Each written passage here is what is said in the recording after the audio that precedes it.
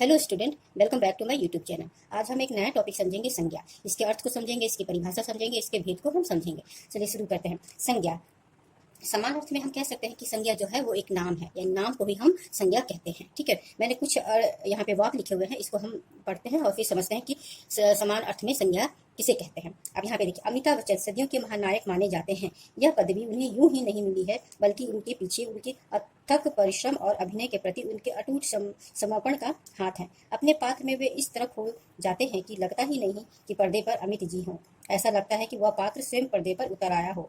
न केवल फिल्मों में बल्कि टीवी और विज्ञापन के भी वे शहंशाह हैं। अब यहाँ पे आप देख सकते हैं कि मैंने कुछ शब्दों को लाल पेन से अंडरलाइन किया है। ठीक है, जैसे कि अमिताभ बच्चन हो गए, महानायक, पदवी, परिश्रम, समर्पण, अभिनय, पाठ, अमित जी, पर्दे, टीवी, विज्ञापन, फिल्मों, शहंशाह। कुछ शब्दों को मैंने लाल रंग से अंडरलाइन किया है। अब इन शब्दों को भी हम समझते हैं कि ये किस तरह की संज्ञा है। अब यहाँ पे देखिए, बेसिकली संज्ञा को एक तरह से मैंने 3 कैटेगरी में बांटा है। पहली कैटेगरी देखिए, अमिताभ बच्चन जो नाम है, हम अमिताभ बच्चन की बात कर रहे हैं। यहाँ पे एक अमित जी भी आया है, अमिताभ बच्चन और अमित जी, ये क्या हो गया, यहाँ पे एक विशेष नाम हो गया। ठीक है, यानी कि जो जितने भी नाम हो गए, विशेष तरह के जो नाम हो गए, वो इसके अंतर्गत मैंने विशेष नाम के अंतर्गत रखा है। अब नेक्स्ट क्या है, महानायक, पात्र, पर्दे, फिल्म, टीवी, विज्ञापन, शहंशाह। ये सारे शब्दों को मैंने एक कैटेगरी में डिवाइड किया है, जिसको कि जाति को प्रकट करने वाले नाम है ना, जाति को प्रकट करने वाले नाम। यानी कि महानायक बहुत सारे व्यक्ति हो सकते हैं, पात्र बहुत सारे ऐसे व्यक्ति हैं जो विभिन्न तरह के पात्रों को निभाते हैं। पर्दे, फिल्में, टीवी, सबका क्या है, ये सबके बहुत सारे किस्म है, वो एक से ज्यादा है। तो इसको हमने क्या किया, जाति को प्रकट करने वाले नाम के अंतर्गत रखा है। अब यहाँ पे तीसरी तरह की जो कैटेगरी आती है, भावों के नाम, जैसे कि अभिनय, पदवी, परिश्रम, समर्पण, अभिनय, इन सारे को मैंने किसमें रखा है, भावों के नाम में। तो यानी कि जितने भी हमने 4-5-6 लाइनें हैं, वाक्य हैं, इस वाक्य में जितने भी लाल शब्द आए हैं, जितने भी लाल शब्दों से मैंने इसको अंडरलाइन किया है, उन सारे शब्दों को मैंने 3 कैटेगरी में विभाजित किया है। जैसे कि विशेष नाम हो गए, जाति को प्रकट करने वाले नाम हो गए, भावों को प्रकट करने वाले नाम हो गए। तो ये 3 कैटेगरी जो है, यही आगे चल के इनके भेद भी बनते हैं। पहले हम इसको अच्छे से समझते हैं संज्ञा को, फिर हम भेद की ओर चलेंगे। चलिए आगे हैं, कुछ और पॉइंट है। देखिए, कुछ नाम विशेष होते हैं, इनकी संख्या 1 होती है। अब यहाँ पे देखिए, मैंने जो इस लाइनों में लिखी है, अमिताभ बच्चन, अमित जी, ये सब क्या है, ये नाम है, ये विशेष नाम है ना, जो प्रसिद्ध होते हैं, बहुत प्रसिद्ध होते हैं, किसी विशेष गुण के कारण जो प्रसिद्ध हो जाते हैं, वो जो विशेष नाम आते हैं। जैसे अमिताभ बच्चन अपने गुण के कारण प्रसिद्ध है, वो दुनिया में एक ही है। उनके जैसा और भी बहुत लोग हो सकते हैं, लेकिन वो जो अमिताभ बच्चन है, महानायक जो है, वो सिर्फ एक ही है, यानी कि वो अमिताभ बच्चन, यानी उनकी संख्या एक ही है। इस तरह के जो विशेष नाम होते हैं, उनकी संख्या हमेशा एक ही होती है। जैसे महात्मा गांधी कह सकते हैं, पंडित जवाहरलाल नेहरू हो गए, चंद्रशेखर आजाद हो गए। ठीक है, तो इस तरह के जो कुछ विशेष नाम होते हैं, उनकी संख्या क्या होती है, एक ही होती है। ठीक है, अब आते हैं, इनकी संख्या अनेक हो सकती है। अब कुछ ऐसे नाम होते हैं जिनकी जो जो अपनी जाति को प्रकट करते हैं, है ना, तो उनकी संख्या क्या होगी, अनेक होते हैं। तीसरी कैटेगरी है, तीसरे वर्ग में हम वे नाम होते हैं जो भाव आदि को प्रकट करते हैं, जैसे कि रोना, हंसना, गाना। ठीक है ना, ये क्या हो गया, हमारे भाव हो गए, इसको प्रकट करता है। तो इस नेक्स्ट है, संसार की हर दिखने वाली और दिखाई न देने वाली वस्तु, यानी कि जो वस्तु हमको आंखों से दिखती है वो वस्तु, और जो वस्तु हमको दिखाई नहीं देती है, वो किसी न किसी नाम से जाना जाता है। यानी कि उसके कुछ ना कुछ नाम तो होंगे ना, जिस नाम से हम उसको पुकारते हैं, जिस नाम से हम उसको जानते हैं। ठीक है ना, तो यही नाम ही असल पहचान होती है उनकी। ये जो नाम है, ये नाम ही उनकी असल पहचान ही होती है, और इस नाम को ही हम संज्ञा कहते हैं, या संज्ञा कहा जाता है। इस नाम को ही संज्ञा कहा जाता है।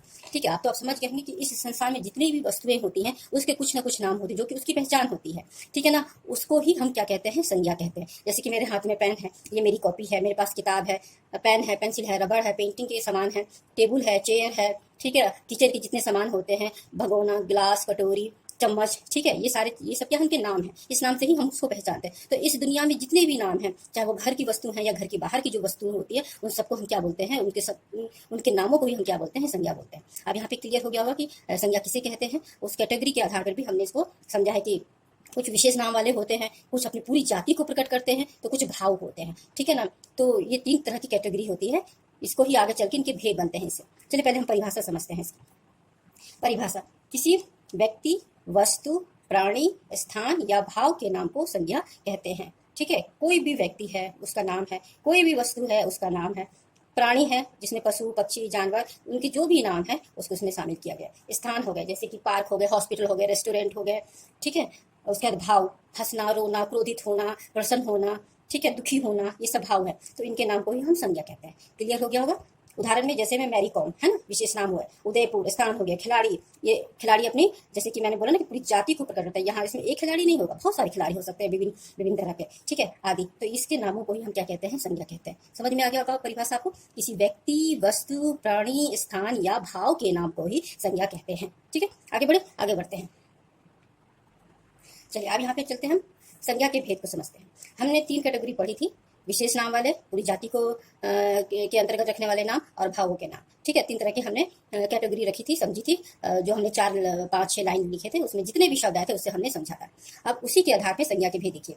पहला क्या हो गया, पहला संज्ञा का भेद होता है व्यक्तिवाचक संज्ञा, व्यक्तिवाचक संज्ञा। ठीक है, दूसरा हो गया जातिवाचक संज्ञा। ठीक है, जातिवाचक में ही 2 भेद और आते हैं, जिसको द्रव्यवाचक संज्ञा कहते हैं और समूहवाचक संज्ञा कहते हैं। द्रव्यवाचक संज्ञा और समूहवाचक संज्ञा ही जो है वो जातिवाचक संज्ञा के अंतर्गत रखे गए हैं। ठीक है, उसके तीसरा है भाववाचक संज्ञा। ठीक है, इस तरह के यहाँ पे हमारे तो मेन जो है प्रमुख है व्यक्तिवाचक संज्ञा, जातिवाचक संज्ञा, भाववाचक संज्ञा। ऐसे हमारे कितने हैं, व्यक्तिवाचक संज्ञा, जातिवाचक संज्ञा, द्रव्यवाचक संज्ञा और समूहवाचक संज्ञा और भाववाचक संज्ञा। एक तरह से 5 संज्ञा हो गया। ठीक है, लेकिन यहाँ पे द्रव्यवाचक संज्ञा और समूहवाचक संज्ञा को जातिवाचक संज्ञा के अंतर्गत रखा गया है। ठीक है, यहाँ तक क्लियर हो गया। अब हम एक एक और समझते हैं। पहला है हमारा व्यक्तिवाचक संज्ञा। पहले हम इसको समझते हैं, व्यक्तिवाचक संज्ञा क्या है। अब यहाँ पे देखिए स्टूडेंट, पहले इसकी परिभाषा समझते हैं। परिभाषा, जो संज्ञा शब्द किसी विशेष व्यक्ति, विशेष वस्तु, विशेष स्थान के नाम को प्रकट करता है, उसे व्यक्तिवाचक संज्ञा कहते हैं।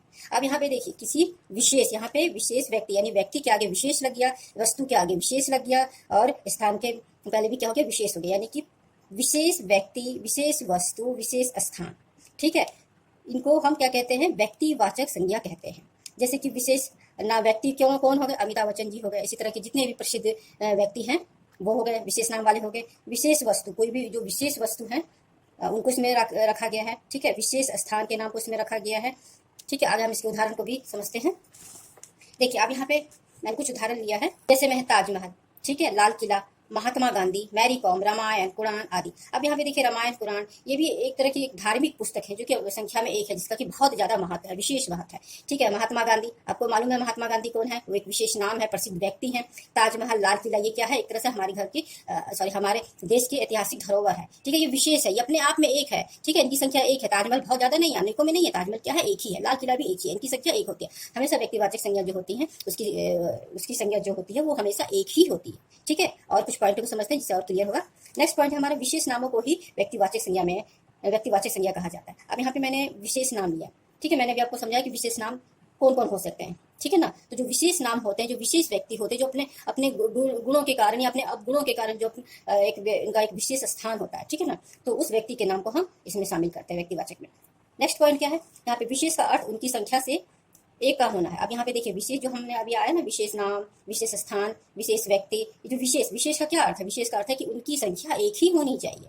ठीक है ना, उनकी संख्या 1 ही होनी चाहिए, और वो हमेशा एक वचन में होते हैं, और उनके लिंग कभी भी बदलते नहीं है। ठीक है, यानी स्त्रीलिंग पुल्लिंग उसका लिंग हम नहीं बदल सकते हैं, वो हमेशा एक ही वचन में रहेंगे, इसका बहुवचन में हम परिवर्तित नहीं कर सकते हैं, उनकी संख्या हमेशा 1 ही रहेगी। तो ऐसे शब्दों को ही हम क्या किस में रखते हैं, व्यक्तिवाचक संज्ञा में रखते हैं। ठीक है, आगे बढ़ते हैं। अब यहाँ पे देखिए, मैंने कुछ जैसे नाम लिखा है, भारत, अमेरिका, चीन, रूस, ये क्या है, देशों के नाम हो गए। जितने भी देश हैं दुनिया में, है ना, उन सबके नाम है, उस नामों को किस में रखा गया है, व्यक्तिवाचक संज्ञा में रखा गया। ठीक है, आगे चलते हैं। गंगा, जमुना, नील, ये क्या है, नदियों के नाम है, ये नदियों के नाम है। तो इस दुनिया में जितनी भी नदियां हैं, उसके जो भी नाम है, उस नामों को हम किसके अंतर्गत रखते हैं, व्यक्तिवाचक संज्ञा के अंतर्गत रखते हैं।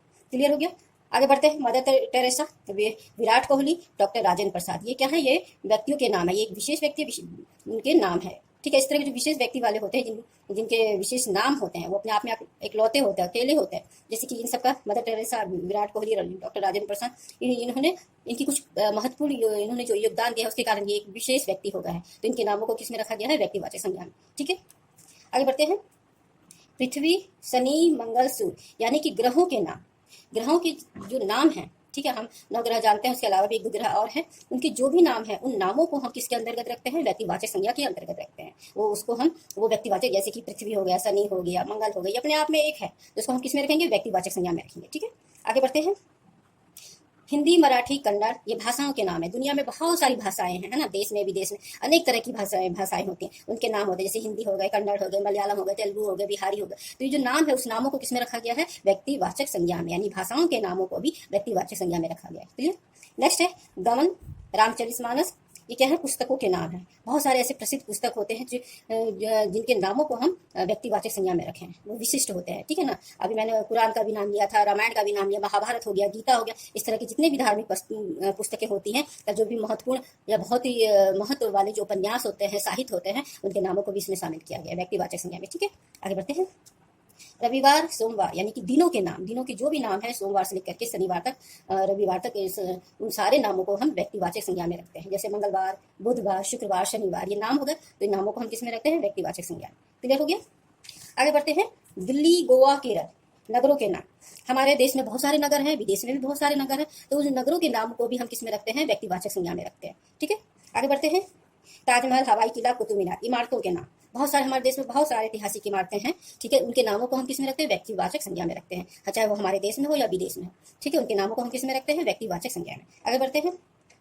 गुलाब, डालिया, आलू, मूली, सेब, संतरा, नीम, बरगद, संख्या में अनेक होते हैं। अब यहाँ पे देखिए, गुलाब, डालिया, आलू, मूली, सेब, संतरा, नीम, बरगद, तो ये सब क्या, वो संख्या में एक ना होकर के बहुत सारी होती है। जैसे गुलाब की बहुत सारी किस्म होती हैं, डालिया के भी बहुत सारी किस्म होते हैं, आलू भी संख्या में एक ना होकर के बहुत सारे उसमें होते हैं, संख्या में होते हैं, मूली हो गया, सेब हो गया, संतरा हो गया, नीम हो गया और बरगद के पेड़ हो गए, तो इनकी संख्या क्या होती है, अनेक होती है।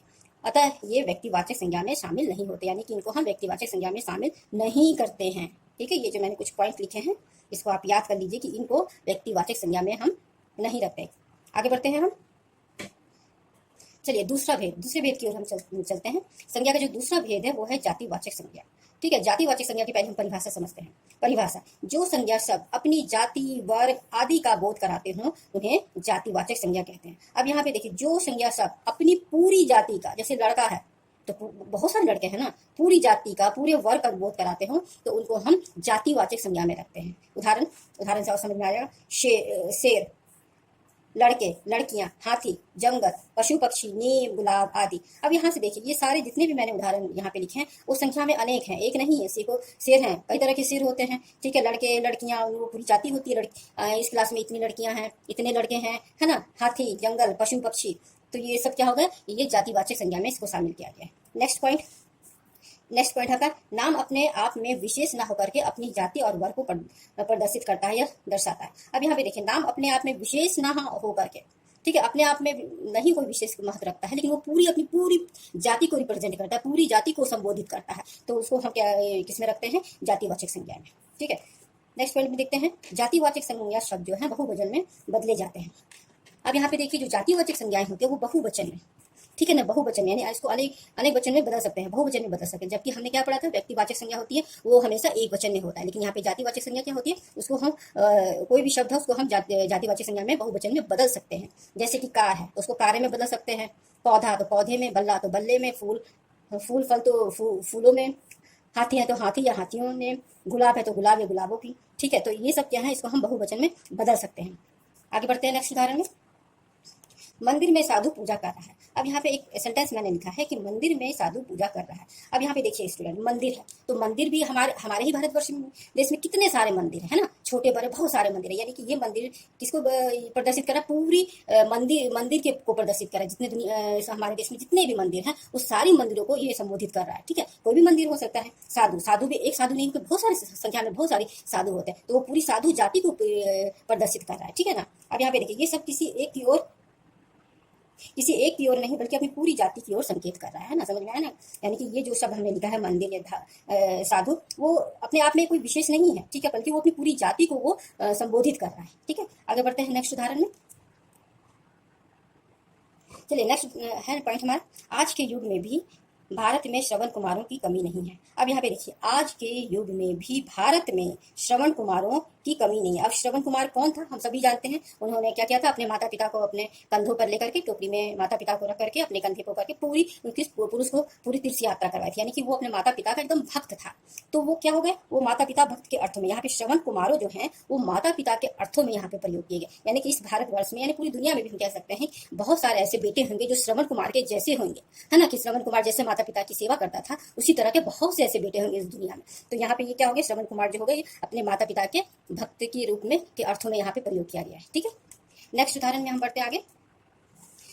नेक्स्ट उदाहरण मैंने लिया है, भारत सीता और सावित्रियों का देश है। अब यहाँ पे देखिए सीता और सावित्रियों का, यहाँ पे सावित्रियों का यानी कि ये बहुवचन में बदल गया। नीचे भी जो हमने एक उदाहरण लिया था श्रवण कुमार, श्रवण कुमारो बहुवचन हो गया। सीता और सावित्रियों बहुवचन में हो गया। यहाँ पे क्या हो गया, सीता और सावित्री को किस रूप में संबोधित किया गया है, वो पतिव्रत नारियां थी, है ना, तो उस अर्थों में इसका प्रयोग किया गया है। अब यहाँ पे देखिए भारतवर्ष में बहुत सारी स्त्री ऐसी होगी जो सीता के जैसी होगी, सावित्री की जैसी होगी, अपने पतिव्रत नारी होंगी, है ना, उस अर्थों में इसको प्रयोग किया गया है। आगे है नेक्स्ट उदाहरण, गांधी के देश में हरिश्चंद्रों की कमी नहीं होनी चाहिए। अब हरिश्चंद्र कौन था, एक सत्यवादी था, है ना, तो यहाँ पे हरिश्चंद्रों का अर्थ यह हुआ कि वो सत्यवादी के अर्थों में इसका प्रयोग किया गया, यानी कि हमारे गांधी के देश में, यानी हमारे देश में हरिश्चंद्रों की कमी नहीं होनी चाहिए, यानी कि बहुत सारे ऐसे व्यक्ति होंगे जो हरिश्चंद्र के जैसे होंगे, सत्यवादी होंगे, है ना। चलिए, तो ये क्या हो गया, ये सिर्फ एक, ये जो हरिश्चंद्र जो नाम है, ये पूरी यहाँ पे पूरी जाति को, सत्यवादी जो जातियां हैं, जो जितने तरह के सत्यवादी लोग हैं, तो उन लोगों को यहाँ पे संबोधित किया गया, उनका ये संकेत है। ठीक है, समझ में आ रहा होगा हरिश्चंद्र का अर्थ। नेक्स्ट उदाहरण में हम पढ़ते हैं, कठिनतम लक्ष्य को पाना भी दशरथ माझियों के लिए असंभव नहीं होता है। अब यहाँ पे देखिए स्टूडेंट, दशरथ माझी जो है एक ऐसा व्यक्ति है जो अपने दृढ़ निश्चय से उसने एक पहाड़ को खोद करके रास्ता बना दिया था। ठीक है, तो यहाँ पे दशरथ मांझियों का, यहाँ दशरथ मांझियों का जो यहाँ पे बहुवचन में प्रयोग हुआ है, ये सब उन व्यक्तियों के लिए है जो कि दृढ़ निश्चय वाले होंगे। यहाँ पे है दृढ़ निश्चय के अर्थ में प्रयोग किया गया है, यानी कि बहुत सारे व्यक्ति ऐसे होंगे जिनका दृढ़ निश्चय होगा, किसी भी काम को करने के लिए वो एकदम पक्के होंगे। ठीक है, तो उस अर्थ में इसका प्रयोग किया गया है कि दशरथ मांझी के अर्थ में प्रयोग किया गया है। अब आगे बढ़ते हैं, इस देश में विभीषणों की कमी नहीं है। अब यहाँ पे देखिए विभीषण क्या है, विभीषण एक ऐसा व्यक्ति है, हमने को धोखा दिया था, यानी कि रावण को धोखा दिया था, यानी कि जो विभीषण किस अर्थ में प्रयोग हुआ है, धोखेबाज के अर्थ में प्रयोग हुआ। तो यानी कि इस देश में विभीषण जैसे भी ऐसे बहुत से लोग होंगे जो धोखेबाज होंगे। तो यहाँ पे धोखेबाज के जैसे लोगों के लिए यहाँ पे विभीषण का प्रयोग किया गया है। समझ में आ गया होगा। अब आगे बढ़ते हैं कि व्यक्तिवाचक में और जातिवाचक में फर्क क्या है, अंतर क्या है। ठीक है ना, व्यक्तिवाचक और जातिवाचक संज्ञा में अंतर। पहले हम दोनों के अंतर को समझते हैं कि दोनों में क्या अंतर है मुख्यतः। अब यहाँ पे मैंने दो उदाहरण लिखे हैं। पहला उदाहरण है, पंडित जी हमारे देश के प्रथम प्रधानमंत्री थे। दूसरा वाक्य मैंने लिखा है, नेताजी ने कहा था तुम मुझे खून दो मैं तुम्हें आजादी दूंगा। अब यहाँ पे देखिए पंडित जी, हम इस पूरे वाक्य को पढ़ते हैं, पंडित जी हमारे देश के प्रथम प्रधानमंत्री थे। हमारे देश के जो प्रथम प्रधानमंत्री जो थे पंडित जवाहरलाल नेहरू। ठीक है, वो अपने आप में अकेले हैं, ठीक है ना, वो एक विशेष व्यक्ति हैं। तो यहाँ पे जो पंडित जी हैं, उस पंडित जी का यहाँ पे जो अर्थ हुआ, इसका जो तात्पर्य हुआ है, यहाँ पंडित जी से तात्पर्य है कि पंडित जवाहरलाल नेहरू। ठीक है, यहाँ पे पंडित जी से तात्पर्य है कि वो पंडित जवाहरलाल नेहरू की यहाँ पे बात की जा रही है। जब हम पूरे सेंटेंस को पढ़ते हैं तो हमारे देश के प्रथम प्रधानमंत्री थे, तो यानी कि पंडित जवाहरलाल नेहरू ही हमारे देश के प्रथम प्रधानमंत्री थे। लेकिन यहाँ पे जो पंडित जी है, पंडित जी तो बहुत सारे ऐसे लोग होंगे जो अपना सरनेम ही पंडित जी लगाते होंगे। एक पंडित जी पूरी जाति होती है जो पूजा पाठ कराते हैं। तो यहाँ पे जब हम पूरा वाक्य पढ़ते हैं तो हमको समझ में आता है यहाँ पे जो पंडित जी हैं वो जातिवाचक ना होकर के व्यक्तिवाचक हो गए। समझ में आ गया आपको। आगे बढ़ते हैं, आगे है, नेताजी ने कहा था तुम मुझे खून दो मैं तुम्हें आजादी दूंगा। अब यहाँ पे नेताजी, बहुत सारे ऐसे लोग होंगे नेताजी जो अपना सरनेम नेताजी लगाते होंगे, लेकिन जब हम पूरे वाक्य को पढ़ते हैं तो हमें नेताजी से समझ में आता है कि किस नेताजी की बात की जा रही है। यहाँ पे की जा रही है सुभाष चंद्र बोस की। ठीक है ना, सुभाष चंद्र बोस जो है उन नेताजी की यहाँ पे बात की जा रही है। तो ये भी क्या हो गया, आपके व्यक्तिवाचक संज्ञा हो गया। तो आपको समझ में आ गया होगा। आप पूरे सेंटेंस को, पूरे वाक्य को पढ़ के भी आप समझ सकते हैं कि ये जातिवाचक है या व्यक्तिवाचक है। समझ में आ गया। आगे बढ़ते हैं, अब आते हैं, इस देश में विभीषणों की कमी नहीं है। अब यहाँ पे विभीषण हो गया। विभीषण क्या है, वो पूरी जाति को, धोखेबाज जो व्यक्ति हैं, धोखेबाज जो लोग हैं, उस तरह के लोगों के बारे में कहा जा रहा है, उस तरह के जाति के बारे में कहा जा रहा है। तो ये क्या हो गया, आपका जातिवाचक संज्ञा हो गया। समझ में आ गया।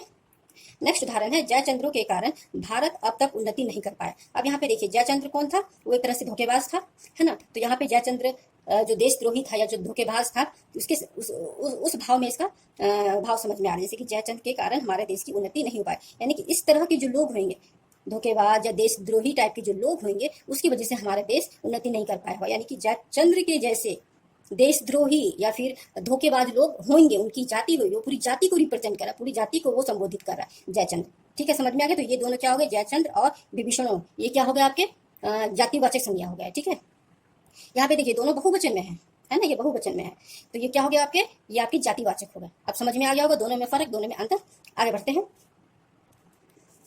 चलिए इसमें मैंने नेक्स्ट उदाहरण लिया है, जातिवाचक में ही और उदाहरण है, राकेश फूल तोड़ता है। अब यहाँ पे देखिए राकेश फूल, ठीक है ना, दो शब्द आए हैं, राकेश फूल। राकेश क्या हो गया, आपका व्यक्तिवाचक, फूल क्या हो गया आपका जातिवाचक। अब यहाँ पे व्यक्तिवाचक जो राकेश है वो तो नाम हो गया, किसी व्यक्ति का या किसी लड़के का नाम हो गया। फूल क्या हो गया, फूल की बहुत सारी जातियां होती है, बहुत सारे किस्म होते, तो वो जातिवाचक में आ गया।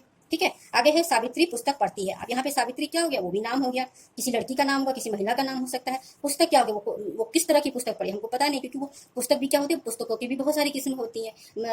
तो यहाँ पे पुस्तक जो हो गया वो हो गया था जातिवाचक। आगे बढ़ते हैं। कई बार व्यक्ति किसी गुण या अवगुण की पहचान बन जाते हैं और उस व्यक्ति के नाम का प्रयोग व्यक्तियों के एक जाति वर्ग समूह के लिए होने लगता है। अभी हमने जो उदाहरण समझा था जयचंद्रो, विभीषणों, है ना, तो उस तरह के लोगों की बात हो रही है यहाँ पे। उदाहरण देखते हैं। आज दुनिया में रावणों की कमी नहीं है। यहाँ पे रावण अपने आप में क्या, वो पूरी जाति को कर रहा है अपने गुण के कारण। विभीषण से हमेशा सावधान रखना चाहिए, विभीषण जैसे लोगों से हमेशा सतर्क रहना चाहिए। तो ये पूरी जाति को संबोधित कर रहा है, पूरे वर्ग को संबोधित कर रहा है, यानी कि ये दोनों इसमें क्या हो गया, अपने गुण के कारण एक पहचान बन जाती है। ठीक है, तो व्यक्ति उसी नाम से ही जाने जाते हैं वो लोग। यहाँ तक समझ में आ गया होगा जातिवाचक। आगे बढ़ते हैं भाववाचक में। चलिए भाववाचक संज्ञा, पहले परिभाषा को समझते हैं। जो संज्ञा शब्द किसी भाव, गुण, अवस्था, स्वाद, एहसास आदि का बोध कराए उन्हें भाववाचक संज्ञा कहते हैं। यानी कि जो संज्ञा शब्द, जिस संज्ञा शब्द से हमें किसी भाव के बारे में पता चलता है, गुण के बारे में, अवस्था के बारे में, स्वाद के बारे में, एहसास के बारे में, है ना, तो उसका बोध कराने वाले को ही हम क्या कहते हैं, भाववाचक संज्ञा कहते हैं। जैसे कि उदाहरण मैंने लिया है मानवता, ठीक है, उदारता, ये सब क्या हो गया, भाव हो गए। दयालु, ये सब क्या हो गया, भाव हो गए। मिठास, कड़वाहट, ये सब स्वाद हो गए। ठीक है, एहसास हो गया कि अरे ये तो बड़ा कड़वा है। गरम, ठंडा, ये सारे क्या हो गए, एहसास हो गए। बचपन, बुढ़ापा, ये क्या हो गया, एक तरह की अवस्था हो गई। तो इस तरह के शब्दों का बोध कराने वाले को क्या बोलते हैं, भाववाचक संज्ञा बोलते हैं। ठीक है, आगे बढ़ते हैं। भाववाचक संज्ञा को केवल अनुभव किया जा सकता है, देखा या छुआ नहीं जा सकता। अब क्योंकि भाववाचक संज्ञा जो होते हैं वो भाव ही होता है, उसको हम सिर्फ महसूस करते हैं। अगर आज हम दुखी हैं तो हम महसूस करेंगे कि हम दुखी हैं। ठीक है, अगर प्रसन्न है तो हम अनुभव करेंगे कि आज हम प्रसन्न हैं। ठीक है, अगर ये जो भाव हैं, जितने भी हमारे हंसना, रोना, खेल, क्रोधित होना, ठीक है, खटास, कड़वाहट, ये सारे जो भाव हैं इसको हम सिर्फ महसूस कर सकते हैं। जैसे कोई पदार्थ हम खाते हैं, कोई चीज़ हम खाते हैं, तो वो कैसा है, गर्म है, ठंडा है, मीठा है, खट्टा है, किस तरह का है, तो उसको हम एहसास करते हैं, उसको हम अनुभव करते हैं। ठीक है, उसको तो हम छू नहीं सकते हैं। ठीक है, तो ऐसे शब्दों को ही हम भाववाचक संज्ञा में रखते हैं, उसको सिर्फ महसूस कर सकते हैं, अनुभव कर सकते हैं। नेक्स्ट पॉइंट है, जब किसी भाववाचक संज्ञा शब्द को एक वचन से बहुवचन में बदल लेते हैं तब उसका बहुवचन रूप जातिवाचक बन जाता है।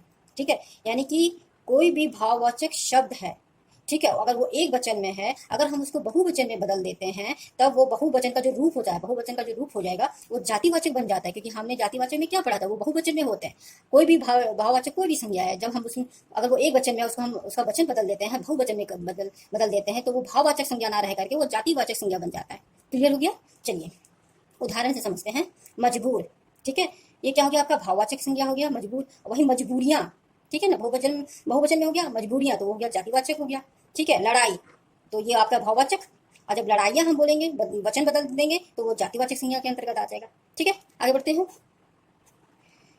नेक्स्ट पॉइंट है हमारा, एक ही शब्द जातिवाचक संज्ञा में भी हो सकता है और भाववाचक संज्ञा में भी हो सकता है। यानी कि कभी कभी कोई एक शब्द होते हैं जो कि हम व्यक्तिवाचक में भी उसका प्रयोग करते हैं और उसको भाववाचक में भी हम उसको उसके अंतर्गत रख सकते हैं, भाववाचक के अंतर्गत भी रख सकते हैं। उदाहरण देखिए, खुशी खुशी से पागल है। खुशी यहाँ पे क्या हो गया, खुशी नाम हो गया, किसी लड़की का नाम हो गया, यानी कि वो व्यक्तिवाचक हो गया। ठीक है, अब दूसरा खुशी का क्या अर्थ है, यानी कि बहुत प्रसन्न है। ठीक है, तो वो क्या हो गया, भाववाचक संज्ञा हो गया। यानी कि खुशी शब्द जो है वो एक ही शब्द है खुशी, लेकिन वो एक व्यक्तिवाचक में भी हो सकता है और भाववाचक में भी हो सकता है। तो वो हम वाक्य को पढ़ करके समझ सकते हैं कि वो दोनों में से कौन सा वाचक होगा। ठीक है, यदि व्यक्तिवाचक होगा या भाववाचक होगा। चलिए आगे बढ़ते हैं। आगे है भाववाचक संज्ञा की रचना। अभी तक हमने पढ़ा भाववाचक संज्ञा क्या है, एक तरह से ये भाव है हमारे, तो उनको हम जब उसकी रचना करते हैं, उसकी हम रचना कैसे करते हैं, कैसे कोई शब्द को हम किस माध्यम से, किस विधि से हम उसको भाववाचक संज्ञा में बदलेंगे, उसको हम समझेंगे। ठीक है, देखिए भाववाचक संज्ञा शब्द की रचना 5 प्रकार से की जा सकती है। 5 तरह से हम भाववाचक संज्ञा बना सकते हैं। इन 5 प्रकार के शब्दों में प्रत्यय जोड़ करके बनाया जाता है। प्रत्यय जोड़ करके बनाया जाता है, यानी कि कोई भी एक शब्द है उसके आगे, ठीक है, उसके ये उदाहरण मैं देती हूँ तब आप समझ जाएंगे। जैसे मैंने यहाँ पे एक निकट लिखा है, निकट एक शब्द लिखा है, तो उसमें मैंने त जोड़ दिया, तो ये क्या हो गया, आपका प्रत्यय हो गया। यानी कि उसके आगे, है ना, उसके कोई भी एक शब्द है उसके आगे जब हम कोई भी एक शब्द जोड़ देते हैं तो उस शब्द से जो प्रत्यय लगा करके जो हम शब्द बनाते हैं, प्रत्यय लगा करके जो हम शब्द बनाते हैं, तो वो हमारा भाववाचक में परिवर्तित हो जाता है। ठीक है, पहला तरह का है 5 प्रकार में। पहला है आपका जातिवाचक संज्ञा से, यानी कि कोई जातिवाचक शब्द है उससे हम कैसे भाववाचक संज्ञा बनाएंगे। जैसे बच्चा है, ठीक है, जातिवाचक में आ गया। बच्चा में हम क्या प्रत्यय जोड़ेंगे, पौन हमने जोड़ दिया तो बचपन हो गया। ठीक है, तो क्या हो गया, ये हमारा भाववाचक हो गया। नेक्स्ट है लड़का, तो लड़कापन हो गया, भाववाचक हो गया, हमने प्रत्यय यहाँ पे जोड़ दिया। बालक है तो बालकपन, पौना हमने जोड़ दिया, प्रत्यय जोड़ दिया, भाववाचक संज्ञा बदल गया। मनुष्य है तो ता हमने लगा दिया, यहाँ पे ता प्रत्यय लगा दिया तो मनुष्यता हो गया, यानी कि बचपन, लड़कापन, बालकपन, मनुष्यता, ये हमारा क्या हो गया, ये सारे शब्द हमारे क्या हो गए, भाववाचक संज्ञा हो गए। ठीक है, भाववाचक संज्ञा हो गया। इसको हमने किससे बनाया, इसको हमने जातिवाचक से बनाया। ठीक है, पहला प्रकार हम समझ गए कि जातिवाचक से हम कैसे बनाएंगे, उसमें हम प्रत्यय जोड़ देंगे। ठीक है, आगे है हमारा क्रिया शब्दों से। क्रिया शब्दों से हम कैसे बनाएंगे। अब यहाँ पे देखिए, खेलना, बनना, काटना, सजाना, सब सारे क्या है, हमारे क्रिया वाले शब्द है। तो क्रिया वाले शब्दों में हम क्या करना है, प्रत्यय जोड़ना है। ठीक है, यानी कुछ यहाँ के कुछ ऐसे शब्दों को हटाएंगे और कुछ ऐसे वर्ण लिखेंगे यहाँ पे, जिससे कि हाँ प्रत्यय जोड़ेंगे, जिससे कि वो हमारा भाववाचक संज्ञा बने। जैसे कि खेलना, तो हमने ना हटा दिया, खेल हो गया। खेल क्या हो गया, हमारा भाववाचक संज्ञा हो गया। ठीक है, यहाँ पे बनना है तो हमने ये हटा दिया तो बनावट हो गया। ना हटा दिया हमने, वाटर हमने प्रत्यय जोड़ दिया, इसमें हमने वाटर प्रत्यय जोड़ दिया तो ये हमारा क्या हो गया, बनावट हो गया। ठीक है, उसी तरह कटना हो गया तो हमने यहाँ पे ई वाली प्रत्यय जोड़ दी, ई प्रत्यय जोड़ने से ये हमारा भाववाचक संज्ञा बन गया। ठीक है, उसने सजना, सजावट हो गया। तो यानी कि प्रत्यय जोड़ करके हम भाववाचक संज्ञा बना सकते हैं। ये तो हमने क्रिया वाले शब्द समझ लिए। अब आते हैं अव्यय या अविकारी शब्द। अब यहाँ पे देखिए स्टूडेंट, अव्यय और विकारी शब्द क्या होते हैं, जो कभी भी परिवर्तित नहीं होते हैं। लिंग, वचन, का से कोई ये शब्द परिवर्तित नहीं होते, वो जैसे होते हैं वैसे ही रहते हैं। ठीक है, अब यहाँ पे निकट, शीघ्र, ऊपर, दूरी, ये सब क्या हो गया, अविकारी शब्द हो गए। इसमें हमने क्या निकट ता जोड़ दिया। ठीक है ना, ये ता जोड़ दिया, त जोड़ दिया, ऊपर है तो ऊपरी ई जोड़ दी, दूरी जोड़ दी, तो इससे क्या बन गया, ये भाववाचक संज्ञा बन गया। ठीक है, प्रत्यय जोड़ करके आगे आते हैं हम सर्वनाम शब्द। अब सर्वनाम शब्द क्या होते हैं, अपना, अह, नीच। अब इसमें क्या हो गया, ये हमारे सर्वनाम शब्द हैं, तो इसमें हमने त्व जोड़ दिया, आधा त व जोड़ दिया। ठीक है, ये प्रत्यय जोड़ दिया हमने, तो इससे भाववाचक संज्ञा बन गया। और एक इसका भाववाचक अपना का होता है, अपनापन भी भाववाचक संज्ञा होता है, पौना हमने जोड़ दिया। ठीक है, अब यहाँ पे अह है तो अहंकार हो गया, कार हमने जोड़ दिया। ठीक है, तो अहंकार हो गया, निज है तो निजता हो गया, निजतत हो गया, तो ये क्या हो गया, हमारे भाववाचक संज्ञा हो गया। ठीक है, हम क्या कर रहे हैं, इसमें सिर्फ प्रत्यय जोड़ रहे हैं, ता जोड़ रहे हैं, बट जोड़ रहे हैं, ई जोड़ रहे हैं। ठीक है ना, पन जोड़ रहे हैं, ता जोड़ रहे हैं, तो ये सारे इस प्रत्यय को हम जोड़ करके एक नया शब्द बनाते हैं, वही हमारे क्या हो गया, भाववाचक संज्ञा हो गया। आगे है विशेषण वाले शब्द। विशेषण शब्दों से कैसे बनाएंगे, ऊंचा है तो ऊंचाई हो जाएगी, ई हमने जोड़ा। सुंदर है तो सुंदरता हो गया, खट्टा है तो खटास हो गया, सच्चा है तो सच्चाई हो गया। अब यहाँ पे देखिए, ई हमने जोड़ दिया, की हमने जोड़ दिया, ता जोड़ दिया, ई जोड़ दिया, तो ये ई ता। ठीक है, तो ये सारे इस तरह के जो होते हैं, इसको हम प्रत्यय के रूप में जोड़ते हैं, फिर नया शब्द हमारा जो बनता है वही हमारा भाववाचक संज्ञा। जैसे ऊंचाई हो गया, सुंदरता हो गया, चालाकी हो गया, खटास हो गया, सच्चाई हो गई, ये सब क्या हो गया, हमारे भाववाचक संज्ञा बन गए। तो इन 4 विधियों से, जातिवाचक से, क्रिया से, अव्यय और विकारी शब्दों से, सर्वनाम शब्दों से, विशेषण शब्दों से हम इसमें प्रत्यय जोड़ करके एक नए शब्द की रचना करते हैं, जो कि भाववाचक संज्ञा बन जाता है। ठीक है, समझ में आ गया होगा। आगे बढ़ते हैं स्टूडेंट। जातिवाचक के भेद हमने क्या पढ़ा था, जातिवाचक के 2 भेद होते हैं, द्रव्यवाचक संज्ञा और समूहवाचक संज्ञा। तो आज उसी को हम पढ़ेंगे। पहला है हमारा जातिवाचक संज्ञा के अंतर्गत पहला भेद है हमारा द्रव्यवाचक संज्ञा। अब यहाँ पे देखिए, द्रव्यवाचक संज्ञा किसे कहते हैं, पहले हम इसको समझते हैं। जिन संज्ञा शब्दों से किसी पदार्थ, धातु, द्रव्य का बोध हो, उन्हें हम द्रव्यवाचक संज्ञा कहते हैं। जैसे कि आपका कोई पदार्थ जैसे कि दूध, दही, दाल, चावल, पानी, सोना, चांदी, लोहा, स्टील, पीतल, तेल, मिट्टी, कोयला, ये सब क्या हो गया, आपके धातु हो गए, द्रव्य हो गए, पदार्थ हो गए। ठीक है ना, सोना, चांदी, लोहा, ये सब आपके क्या हो गए, धातु हो गए। अब ये तेल, दूध, दही, ये सब द्रव्य हो गए, तरल पदार्थ होते हैं ना, ये सब तरल पदार्थ हो गए, कोयला हो गया, ये सब पदार्थ हो गया आपका। ठीक है, तो इन सारे शब्दों को हम द्रव्यवाचक संज्ञा के अंतर्गत रखते हैं। ठीक है, अब उदाहरण समझते हैं। झारखंड में कोयले की कई प्रजातियां पाई जाती है।